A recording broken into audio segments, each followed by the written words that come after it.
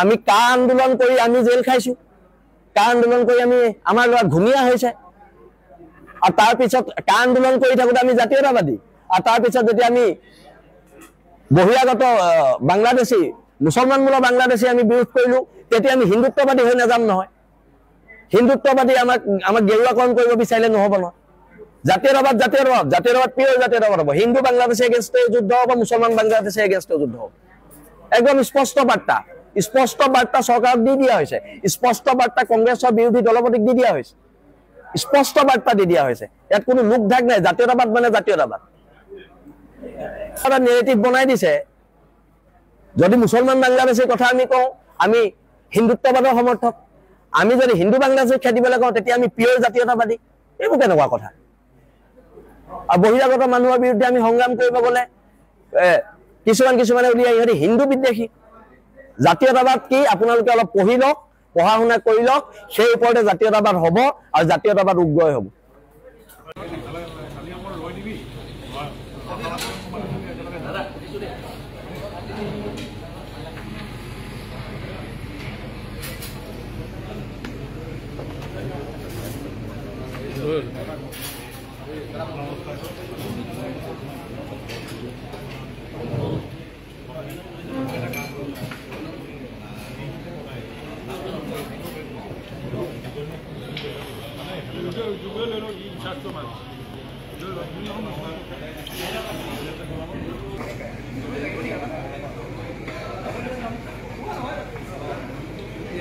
বিধানসভাৰ এটা বক্তব্য আৰু তাৰ পৰা 30টা জাতীয় জনগোষ্ঠীয় সংগঠনৰ ক্ষোভ, সেই ক্ষোভৰ ওপৰত দাবী উত্থাপন হৈছিল যে দেৱব্ৰত শইকীয়া ডাঙৰীয়াই নিজৰ স্থিতিটো স্পষ্ট কৰিব লাগে, আৰু তেখেতে নিজৰ স্থিতি স্পষ্ট কৰিছে।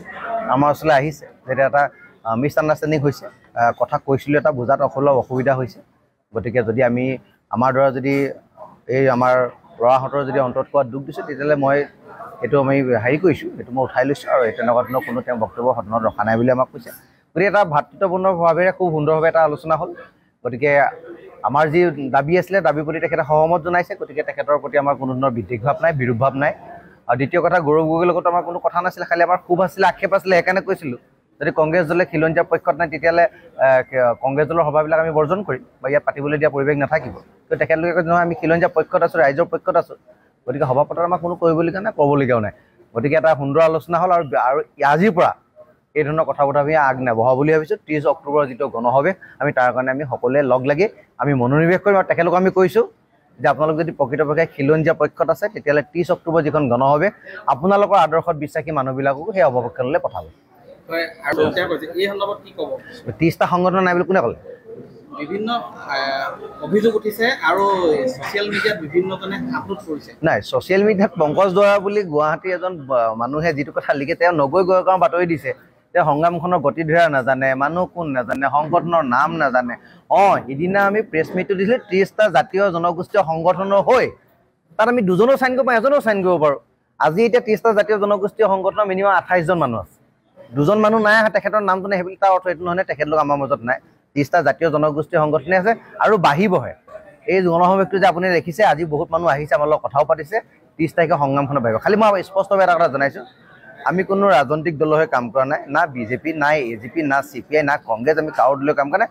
আমি ৰাইজৰ হৈ কাম কৰিছোঁ, খিলঞ্জীয়া পক্ষতে কাম কৰিছোঁ।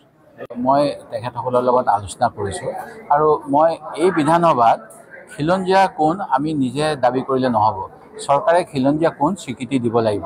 মই সেই গতিকে অসম বিধানসভাৰ আপোনাক অনুৰোধ কৰিছোঁ, এইবাৰৰ মুখ্যমন্ত্ৰীৰ বক্তব্যটো শুনি ল'ব। মুখ্যমন্ত্ৰীয়ে কৈছে খিলঞ্জীয়াৰ সংজ্ঞা দিয়াৰ প্ৰয়োজন বোধ কৰা নাই।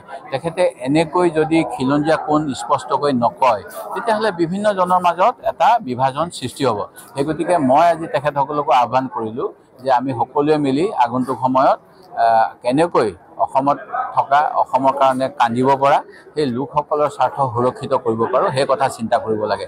যিজন ব্যক্তিয়ে অসমীয়া ছোৱালীক মাৰধৰ কৰিব পাৰে, অসমীয়া ছোৱালীক ধৰ্ষণ কৰিব পাৰে, তেনেজন নিশ্চিতভাৱে অসম হিতৈষী নহয়। সেই গতিকে তেওঁ খিলঞ্জীয়া হওক বা অখিলঞ্জীয়া হওক, অসমৰ জাতি জনগোষ্ঠীৰ বিৰুদ্ধে মাত মতা প্ৰতিজনৰ বিৰুদ্ধে এনেকুৱা সংগঠনবোৰে গৰ্জি উঠক, তাত নিশ্চিতভাৱে মোৰ আপত্তি কেতিয়াও নাথাকে। মই ভাৰতীয় নাগৰিকৰ পক্ষত আছোঁ আৰু মই কৈছোঁৱেই খিলঞ্জীয়াৰ বিষয়টো মুখ্যমন্ত্ৰী মহোদয়ে যিদিনাখন স্পষ্টীকৰণ দিব সেইদিনাখন মই চবখিনি ক'ব পাৰিম আৰু কিছুমান বাতৰি কিছুমান চেনেলে টুইষ্ট কৰি বজাইছিলে সেইকাৰণে এইবিলাক হ'ল সেই গতিকে কোনেও যাতে বাতৰিখিনি কাট পেষ্ট কৰি নলগায় আজি এটা চেনেলে সুস্মিতা দেৱৰ নিউজ ক্লিপটো আৰু তাৰপিছত কংগ্ৰেছৰ নিউজ ক্লিপটো একেলগে বজাই দিলে তেওঁলোকে এনেকুৱা কৰি পেলাই জনগণক বিভ্ৰান্ত কৰিছিলে এনেকুৱা ৰেছপনচিবল নিউজ চেনেলৰ এনেকুৱা কাম হ'ব নালাগে